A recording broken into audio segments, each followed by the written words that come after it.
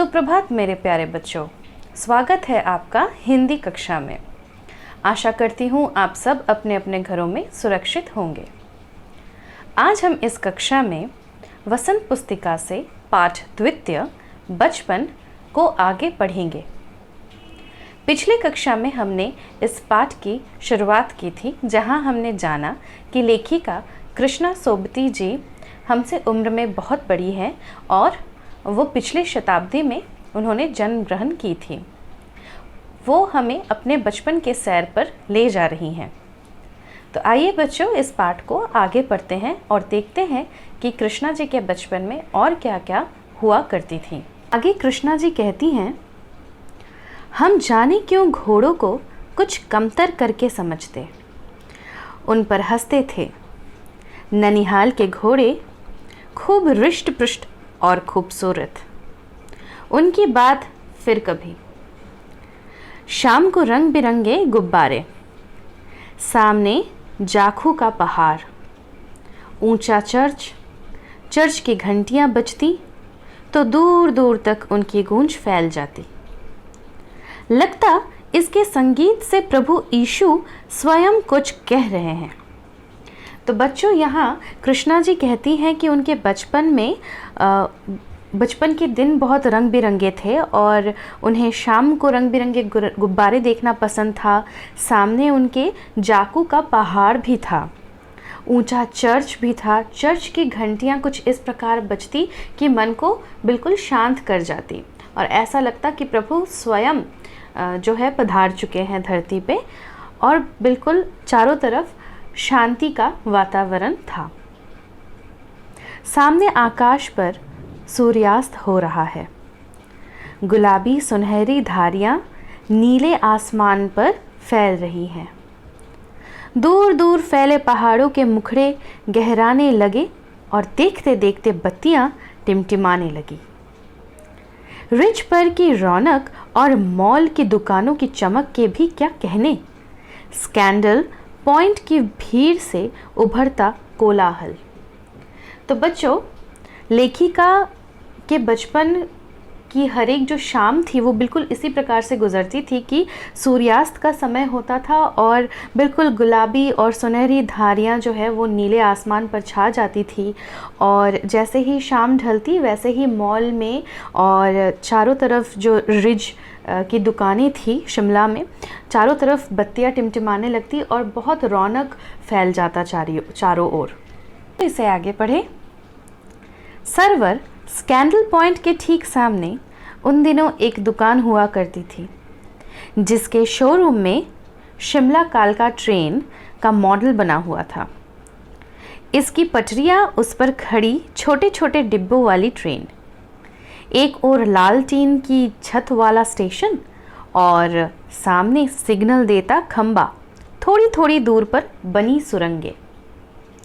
बच्चों, यहाँ पे कृष्णा जी अपने बचपन में उन्होंने जो जैसा प्लेटफॉर्म देखा था, स्टेशन देखा था, उस विषय में यहाँ पे हमें बता रही हैं और कहती हैं कि स्कैंडल पॉइंट पे जो है एक शोरूम हुआ करता था उस वक्त और शिमला कालका ट्रेन का जो मॉडल था वो वहाँ जो है बना हुआ था। आगे बच्चों वो कहती हैं, पिछली सदी में तेज़ रफ्तार वाली गाड़ी वही थी। कभी कभी हवाई जहाज़ भी देखने को मिलते। दिल्ली में जब भी उनकी आवाज़ आती, बच्चे उन्हें देखने बाहर दौड़ते। दिखता एक भारी भरकम पक्षी उड़ा जा रहा है पंख फैलाकर। तो बच्चों, यहाँ पे कृष्णा जी कहती हैं कि पिछले सदी में तेज़ रफ्तार वाली जो गाड़ी थी वो बस शिमला कालका की जो ट्रेन थी बस वही एक थी और हवाई जहाज़ भी उस वक्त उतने तरीके से दिखती नहीं थी। तो जब भी ऊपर से जाती कोई भी हवाई जहाज़ तो दिल्ली के सारे बच्चे जो है वो दौड़ जाते उस बड़े पक्षी को देखने के लिए।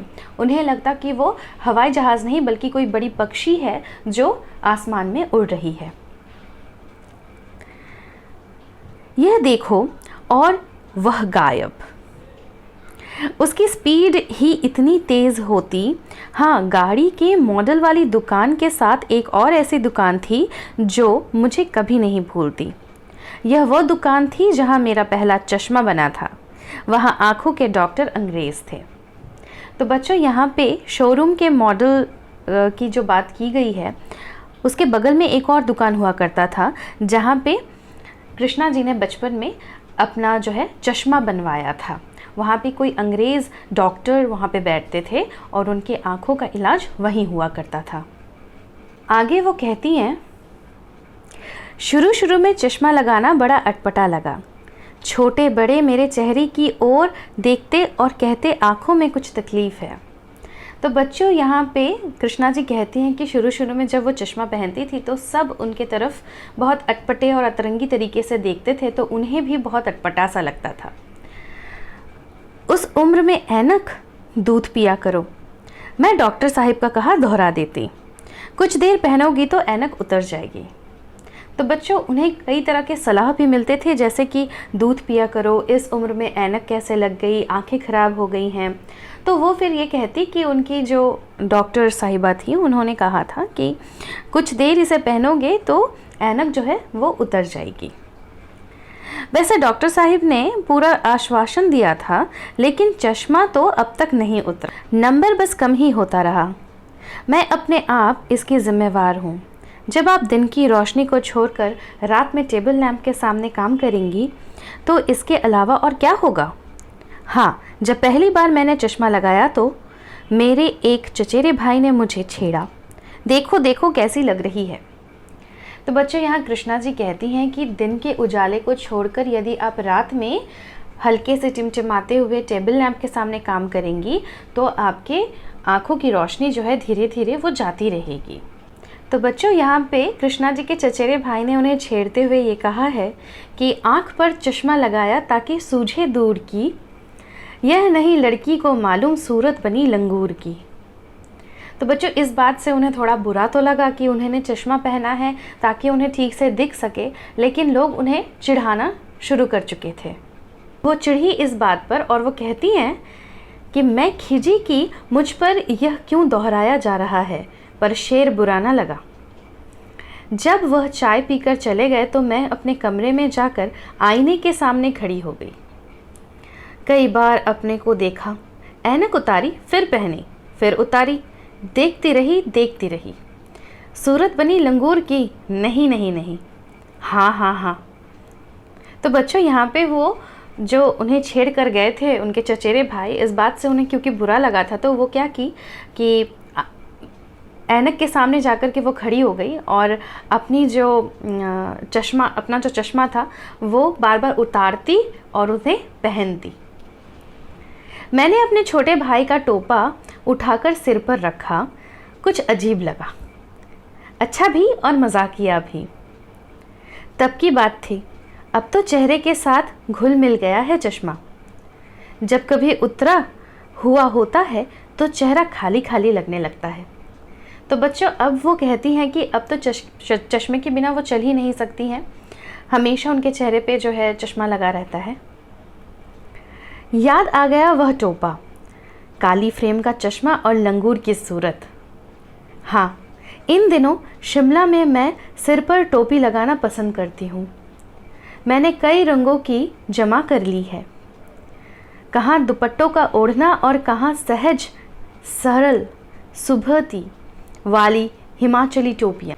तो बच्चों आखिर में कृष्णा जी कहती हैं कि बचपन में जिस चश्मे से उन्हें इतनी नफरत थी, अब वो चश्मा जो है उनके चेहरे के साथ घुल मिल गया है। अब चश्मे के बिना वो एक पल भी नहीं रह सकती हैं। और इन दिनों शिमला में जब वो रहती हैं तब उन्हें टोपी लेना पसंद है।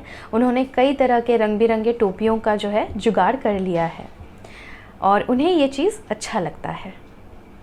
तो बच्चों इसी के साथ ये पाठ यहाँ समाप्त होता है। आशा करती हूँ आपको ये पाठ यहाँ तक समझ आई होगी। मिलते हैं आपसे अगली कक्षा में, तब तक के लिए धन्यवाद।